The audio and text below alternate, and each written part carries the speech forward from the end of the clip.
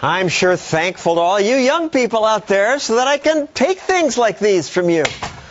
Okay, I don't really need them. I don't want to steal from young people. But that's exactly what my government has arranged for me to do. I'm 65. I'm now entitled to Medicare and Social Security, a giant wealth transfer operation that takes from the young and gives to the old, even the affluent old. And it's unsustainable. There's nowhere near enough money to pay for the promises politicians made. We're already $16 trillion in debt. So, most politicians' response?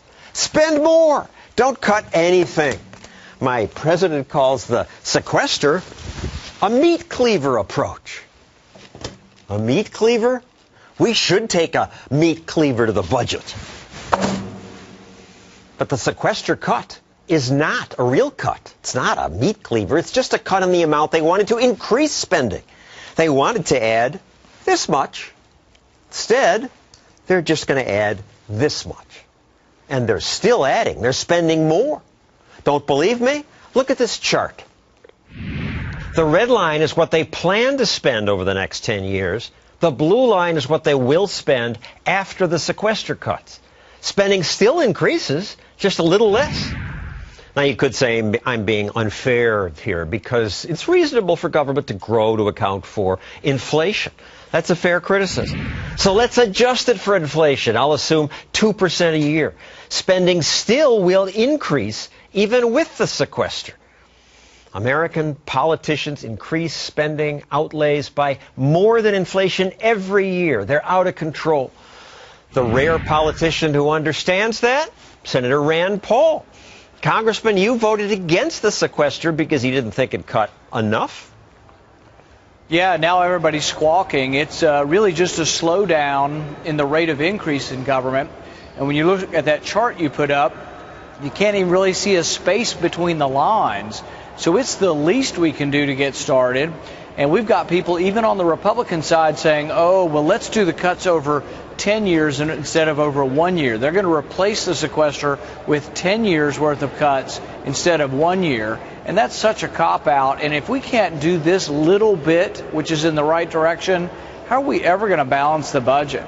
On the other hand, if the sequester passes, there will be real cuts to discretionary spending. Here's a graph of that. But discretionary, including military, that's only a third of the budget. It's still not that big a cut. The other interesting thing, John, is that the cuts in discretionary spending, if you look at them by themselves, it's really only in the first year or so, and then they rise too. To quote you, only in Washington could an increase in $7 trillion over 10 years be called a cut. Well, and I've come up with a proposal that I call sequestration without layoffs. And what we propose is, why don't we not rehire anybody who retires? That's about 100,000 federal workers a year, saves $6 billion. Why don't we pay federal workers the same as we pay private workers? That'd be about 16% less than we pay them now. That saves $32 billion. Why don't we cut their travel budget by 25%? That saves another $2 billion. And then if we do competitive wages and competitive bidding for contractors, that's another $19 billion. You can cut out the entire sequester without losing a single job. Although I do think probably government does need to be smaller. You could actually do it without cutting any jobs if you wanted to. And you've gone beyond that. You've proposed a budget that would eliminate 4 cabinet departments. Commerce, that would save $9 billion. Education, $70 billion. Energy, $27 billion, though some of that's for nuclear bomb maintenance and could go to the Defense Department. Housing and development, $41 billion. I think many Americans hear that and they say, how will we have commerce or education or housing? My argument would be that we spend about $100 billion a year on education. It's not any better. We have tripled the amount of per pupil spending, and we've cut classrooms in half, and scores are flat. We haven't gotten any better. So I'm a big believer in school choice. How will we have commerce without a commerce department? Well, you know, the great thing about trade is people trade to try to benefit their self-interest, and we've had it since probably man first existed. So I don't think we need government. What happens with the Commerce Department is they subsidize the travel of certain CEOs that are friends of government.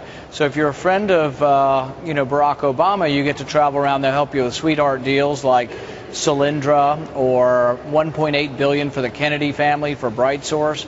But really, you don't need that favoritism, and it's really what's wrong with government is sort of corporate welfare.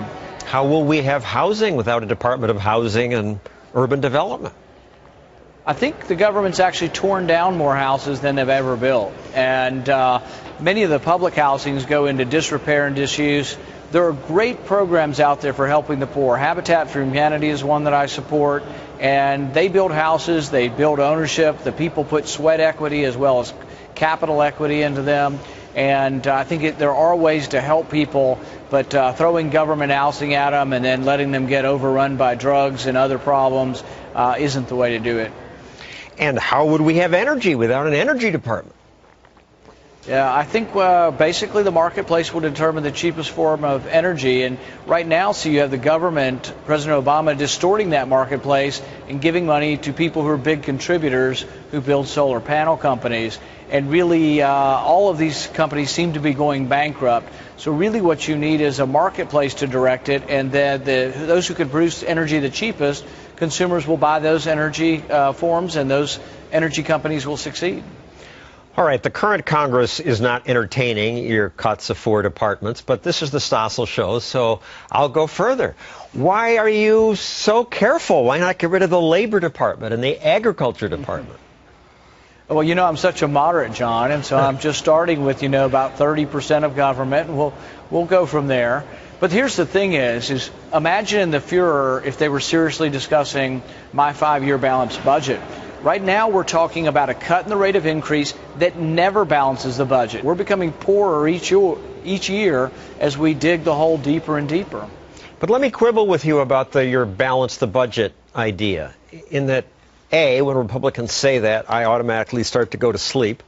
But B, my understanding is we don't need to get all the way balanced. If we simply slowed the growth of government to 1 or 2% a year, we could grow our way out of the debt problem.